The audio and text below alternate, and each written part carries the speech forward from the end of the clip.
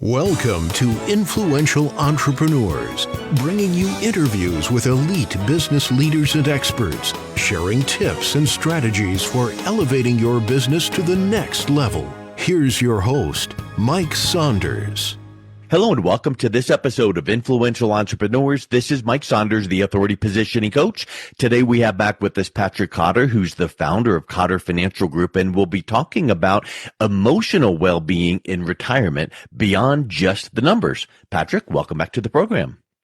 Thanks, Mike. Thanks for having me again. Hey, you're welcome. And I think that one of the topics that if you were to say, hey, what are the most important things to consider in retirement?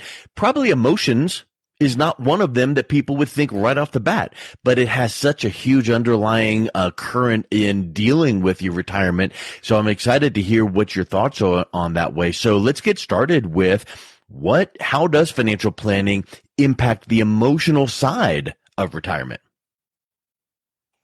I'm glad you asked me that because I said on the first podcast, I retired from corporate world at age 60. I'm now currently 62. And a lot of my friends and people that I associate with, and they said, man, they go, I want to be just like you when I retire. Mm-hmm. And I tell them, well, you can. I go, I'm a specialist in helping people get down from the top of the mountain that you're climbing up, while you're working. And so that mountain is a pile of money. And as you're accumulating that pile of money, you can get upset if the market goes down, but you always know the market's going to go up. But as you're coming down the mountain, that's when the tricky part comes because you can't make any mistakes. And that's where what we do here at Cotter Financial Group is we help you get down that mountain and get down it safely. And I'm big into storytelling, and these stories are always stuff that has either happened to me or to my family. And so many, many years ago, I was probably somewhere between 8 to 10 years old. And when I was, my mother and father used to take my brother and I. We would go on a vacation for about 3 weeks every single summer. So this particular summer, we drove out west, and Mike, back then we had that old Chrysler station wagon, I think it was lime green with the wood paneling on the side. Brady Bunch, yeah. Yeah, exactly. I didn't even think of, yeah, exactly. And in order to get the windows down, you had to crank the window. And so I remember we were in Arizona, and we were leaving Sedona. We had just been to the Grand Canyon because it was my parents' goal, dream to make sure that we hit through while my brother and I were young, we would hit all the national parks in the United States, not obviously all in one trip, but over years. And we did that. And so this particular trip, we're leaving Sedona, and we ended up on our way to I don't know if you heard of the Petrified Forest. Heard of it, yeah, never been there. The Painted Desert / Petrified Forest are two national parks sort of intertwined into one. And it's 150 miles from Sedona, which is just outside the Grand Canyon, to the Petrified Forest. And so we jump in the station wagon, and we're driving down the road.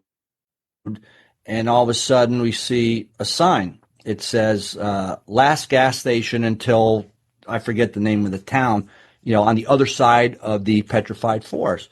So my mother looks at my dad, and she said, my father's name was Norm. She says, Norm, this is the last gas station. You better stop and get gas. He goes, oh, no, I've done all my calculations. My father was an engineer, very, very bright. He said, I've done all the calculations. You got to realize the gas tank back then, it was a needle, went from F to E. And he goes, no, we have more, we have over a quarter of a tank of gas. And when we saw that sign, we were probably, 30, 40 miles into the trip. He goes, I know we can go another 120 miles, and the next gas station is in 100 miles. So guess what happened while we were on the trip driving from Sedona once we pass that gas station, through the petrified forest, by the time we hit that other gas station, my brother and I were leaning on the seat, staring at the gas gauge. My mother sitting there yelling at my father, why didn't you get gas? Why didn't you get gas? Staring at the gas gauge. My dad, he told everybody, hey, we're turning the AC off because it was 110 degrees. Cranked the windows down, and my dad staring at the gas gauge. We get to we finally go through the petrified forest, go through the painted desert, stop at a gas station. My dad says, see, I told you we make it. So we go into he goes in to fill up the tank, and my mother goes in. We wanted to go in and get some snacks and some cold drinks. And the girl that was behind the cash register, behind the desk, she goes, oh my God, did you just drive here from Sedona? She goes, wasn't that the most beautiful drive you've ever seen in your life? My mother looks at my father and she goes, I don't know. We spent the whole 150 miles staring at the gas gauge.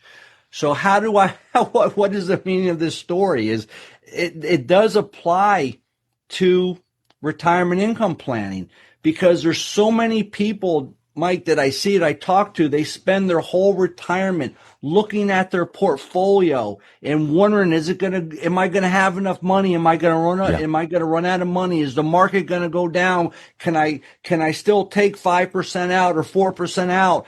And what if I'm withdrawing money and the market goes down? When am I going to run out of money? So the bottom line here is you have to have a plan that takes that risk completely off the table. And I like to visualize that for people to say, hey, don't let my gas gauge go to empty, because that's your money.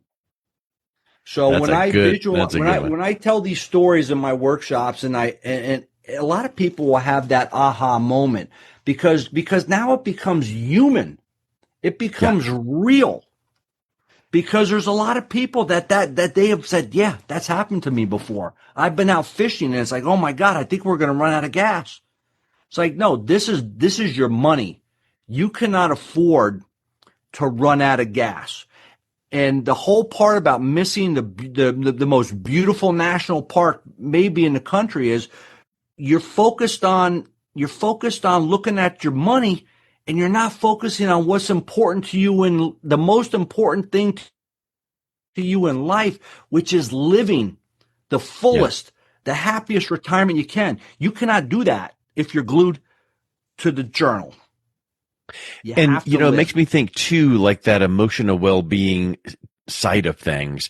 If you don't have the right plan in place, you then are all bunched up inside, literally your blood pressure rising and stress levels rising, and that doesn't help for longevity. So talk a little bit about how you're helping your clients handle that and what they feel as an emotional release to know that they have made sure that the numbers, as long as everything falls into place, and you never set it, forget it, you always check it out. But I would think that peace of mind is a really powerful gift that you're providing. It's huge. And that's why when I had made a reference, when people say, when I retire I want to be just like you. Well, I'm giving back to my community now with my knowledge and helping them retire.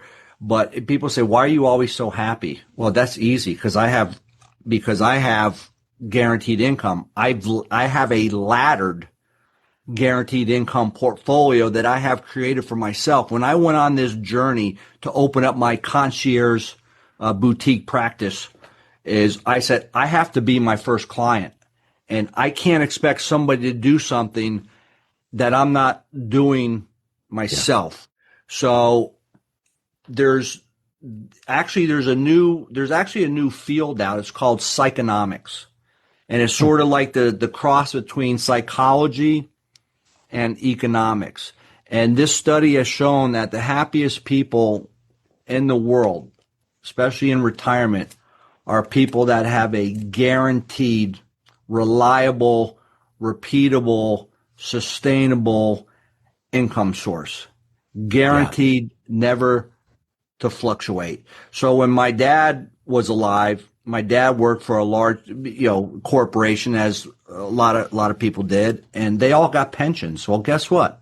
A pension was a guaranteed income for the rest of his life. And he took a survivor benefit And when my father passed away, my mother got to continue his pension, but at a reduced amount because he took a survivor benefit and he got Social Security. So, but the other thing that I also did is well, actually, several years ago, the Wall Street Journal did a report on the secret to a happy retirement. And in this Wall Street, anybody can Google it, the Wall Street Journal report on retirement. It said that the secret to a happy retirement is, number one is friends, number two, family, and number three, a fixed income annuity. So it comes to no surprise to anybody when I've been talking about a sustainable, repeatable, guaranteed income for the rest of your life. I am talking about a fixed income annuity. And these annuities, these are no fee products. There are no fees in an income annuity. So there's only three sources of guaranteed income that anybody can get. Number one is Social Security. We touched on that in a previous interview on how there's a gap that's not going to cover most people's needs entirely. Then there's a pension. Well, companies did away with that a long time ago and just went back to the 401k plans and put all the onus on the individual to take all the market risk. And then there's a guaranteed income for life plan, which can only be offered through a annuity. So I am a big proponent on annuities having their place in somebody's retirement portfolio to cover that income piece. I love it. And I think that too many times people think, oh, well, I've heard the annuities are this, that, or the other. Well, there's a lot of, any restaurant can have a bad review, but then they fix it and move on. So I think in Right. recent decades, the black eye of annuities from way back in the day has been changed and fixed, and it could be It's been a fixed. wonderful Right. could be a wonderful alternative. Now, do you put every dime you have into No. that? Of course not. You have to have a smart plan, but it can be a wonderful way to have that guaranteed income. And I think that so many times people hear that word guarantee and go, that is what I want. I want that guarantee, that peace of mind. And I think that really ties into then that emotional well-being, because they don't need to look at the news or open up their portfolio statement quarterly and have that pit in their stomach going, oh my goodness, the market's dropped. And so I Mike, think that really I is important. currently own. I have an annuity I can turn on income now at the age of 62. I have another income annuity, I'm going to turn on at age 65. I have another annuity I'm going to turn on right now I own 6 annuities. And by the time I'm done with this interview, I might own 7 because I'm in the process of getting another one right now because my full retirement age is 67. Now, in the previous interview, I mentioned I'm a specialist in Social Security claiming strategies. Well, I'm going to delay claiming my Social Security till I'm age 70. So I'm going to have another annuity turn on. And why am I going to do that? Because the difference between turning on at 62 and 70 is 77% increase in income to me. Yeah. 77%. It's an 8% step up per year guaranteed. So I'm going to cover that bridge, that gap with an annuity. So at age 67, I'm going to turn on more income. That the other annuities I turned on, they're continuing also. That's my ladder. Every 2 or 3 years, I'm turning on more income. And now I'm gonna have another annuity I'm gonna turn on at age 70. And then the other one I'm thinking about getting, which I'll probably get this week before the end of the year, is I'm going to have another annuity that I can turn on at age 72 or 73. So I am always going to have increasing income into retirement. Why do I need to do that? Huge. I need to keep pace with inflation. The other thing, Mike, I want to get in before we run out of time, is there's a rule of thumb. This is so easy that everybody out there listening can do this simple math. It's the rule of 100. Take your age, subtract it from 100. Whatever that number is, if you're 60 years old, that number is 40. 40% of your money should be invested in the market, somehow safely invested in the markets, whether it's in stocks, bonds, mutual funds. I particularly like ETFs. They're more tax efficient. 40% should be invested in the market. Why? You got to keep pace with inflation. The only way you can do that is the best way to do that, not the only way. The best way to do that is invest in a market. The other 60% you should have in vehicles that are going to produce income producing vehicles. Because when you're working, what good is it to retire? I'm do you mind if I tell another little story, Mike? Oh, yeah, it's great. Awesome. Thank you. So I have a friend, it's a good friend of mine, and all he's concerned about is buying shares of Apple stock. And I'm good friends with he and his wife. And his wife still works. They're my age, still works. And I saw them about a month ago. And I said, hey, how are you? I don't want to mention their names, but I said, how are you? And she goes, oh, I'm miserable. I hate my job. I can't stand going to work every day. I just hate it. Does that sound healthy? Does that sound like hypertension? It's building up just a little bit, you know? And I said, well, what about your husband? Almost said his name. I said, what about let's just call him Jim. It's not Jim, but let's just call him Jim. I said, well, what about Jim? He goes, oh, all he does is he trades stocks all day and he's just buying Apple, more shares of Apple. Mm-hmm. And I said, well, what's he doing with them? I go, what is the point of having all this Apple stock if it doesn't produce income? So when somebody comes to see me in my office, and if there's any of my clients that are listening, they know this is factual. I said in the initial interview, I asked right off the get-go, we take a look at what their holdings are. This usually happens on the second interview. The first interview, we just sit down and talk, find out what their goals and their dreams are. They bring in their statements, and the first question I ask is, why did you buy that? And a lot of times you'd be amazed at the answer. The most common answer is, I don't know. Guy at the bank, my broker told me I need to have it. Oh, okay. Oof. Who is it for? That's question number 2, probably the most important question. Who is it for? I don't know. I guess. I don't know. I said, if you can't give me a great reason on why you bought that and who's it for, I follow it up with a third question. Well, why do you still own it? Yeah. And it's like, I don't know. I don't want to hurt my broker's feeling by selling it. I said, oh, okay. It's like, so he doesn't really care about your feelings and doing the right job for you, but you're worried about hurting his feelings. I said, there's a big disconnect here. Yep. And that's sort 100%. of the same thing that happened when I was going through my parents' portfolios. It's like, Dad, why did you buy this? And, what was the purpose? Who is it for? So I redid my entire parents' portfolios while I was still working in corporate America, and I guided them on what to do. And my father ended up living, to age 96. So longevity runs in my family. And my mother recently passed away last year at the age of 95. So, but she had more money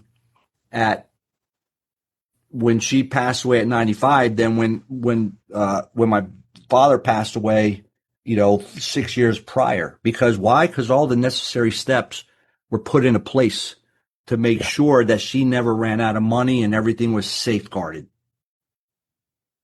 It's so important. You've mentioned couples and husband and wife, and it makes me think of a question.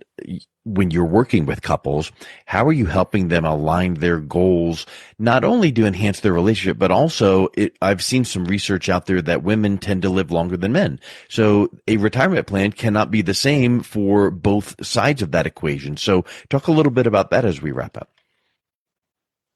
Yeah, that's another fantastic question, because when I do my workshops and my seminars, most of my time is addressing the women in the audience, because a lot of women do not know where their finances are. Mm. They don't know what they don't. So it unfortunately, the men do die, historically, actuarially, we do die first. And there's a lot more widows out there than widowers. Enough so that one of the leading or the largest wealth management firm in the world, which is BlackRock, everybody knows BlackRock. They put out an article called "Women and the Triple Whammy," and basically they're talking about the longevity quandary, which is what we're talking about right now, and also about the caregiver's curse. Is because I want to pivot a little bit into talking about the importance of having a plan in place for long-term care. And because the caregiver's curse is when the women are alive and the husband's sick and needs help, who's the one that's responsible for taking care? The wife is taking care of the husband. So one of the things that I do in my workshops or even in front of a husband and wife is, and a lot of times I don't want to pick on the husband, so I will lay down on the floor. I'll find a couple, and we'll have some pleasant banter back and forth. And I say, okay, so I said, I'm going to lay down on the floor right here, and I'll get her to say her name is Louise. So I say, Louise, could you stand up for a minute? Say, can you pick me up off the floor? So I'm, 6'2", about roughly 200 pounds. Could you just pick me up? And do you think you could pick me up and put me back in bed or put me in this chair? She goes, there's no way. I said, well, exactly. I said, That's why everybody out there has to have a plan in place. You have to be proactive about planning for health concerns, long-term care concerns. You cannot be reactive, because the reactive approach always has an unhappy ending, and that is, and if I have a couple that comes to see me and they say, well, we don't, the long-term care, that happens to other people. It won't happen to us, and I said, that's fine if that's your belief, but tell me which of your assets that we need to liquidate first to help you pay for in-home care or home health care or nursing home. Because unfortunately, it's going to happen to 3 out of 4 people in this room today. So just and another it's very person, expensive. It's extremely expensive because I have written checks out when my mother was still alive, and it's a long story, but she was in a rehab place. Medicare does not cover it. That's another misconception. Oh, Medicare covers that. No, it does not. To the tune that I had to write out a check for $10,200 a month until my mother went in and ended up having to go into hospice. Once they go into hospice, then Medicare will cover it. And again, Mike, this is why people who are listening, you need to work with a specialist that specializes in helping to mitigate all of these risks that you are going to face when you go into retirement. You can't avoid it. You hiding under the desk, you can't avoid it. I just got a phone call yesterday that a family member was just diagnosed at the age of 70 with the beginning stages of Alzheimer's at 70 years old. Now, the statistics are, and anybody you go to ChatGPT, Jimmy, you can look this one up. When you hit age 65, your chances of getting Alzheimer's doubles every single year. Wow. So on my block, I live in Coral Springs, Florida. On my block, there are 3 individuals that are between the age of 65 and 70 that have all been diagnosed with Parkinson's disease. So these are people it can happen, and it's expensive, and boy, you've got to have a plan in place. It really it makes people, you can think it won't happen to you until it does. And like you said, that powerful question, if it does, let's just assume for a second, which account do you want to pull out pretty large chunks of money from? And the answer probably would come back, well, none of them, because we need that to close the gap. Well, you need to have the plan in place. And guess what? If you don't ever need it, wonderful. You had a plan in place, but it didn't cost you anything just to know what would happen if. And if you didn't use it, the money is still there. So, Patrick, if someone is wondering how they would apply some of these things into their retirement plan, or even get a second opinion, second look about what they've done, what's the best way they can learn more and reach out and connect with you? Yeah, thank you, Mike. Yeah, the best way for somebody, and I love that, to get a second opinion, is there anything I can be doing better? Please reach out to me at www.cotterfinancialgroup.com, and that's Cotter, Cotter, cotterfinancialgroup.com. And I would love to, I'm very passionate about what I do. I hope it's coming across on this interview. If I don't know the answer, I will certainly get the answer for you. And it's just been an honor, Mike, and a pleasure of you giving me this platform to express my concerns that people like myself are going to be running into as we age. I'm fighting it, Mike. I don't want to get older. I go to the gym. I eat right. I don't smoke. I don't drink. But guess what? I'm going to wake up tomorrow. I'm going to be one day older. Yep. And you're out there teaching people what you're finding out on your own. So it's like, come on, follow me. You're not speaking out of turn. So I think that's a really, really neat perspective. Well, Patrick, once again, you just bring some great clarity and stories and examples. So thank you so much for coming back on today. It's been a real pleasure. It's the pleasure's been all mine. Thank you very much for having me, Mike. You've been listening to Influential Entrepreneurs with Mike Saunders. To learn more about the resources mentioned on today's show or listen to past episodes, visit www.influentialentrepreneursradio.com.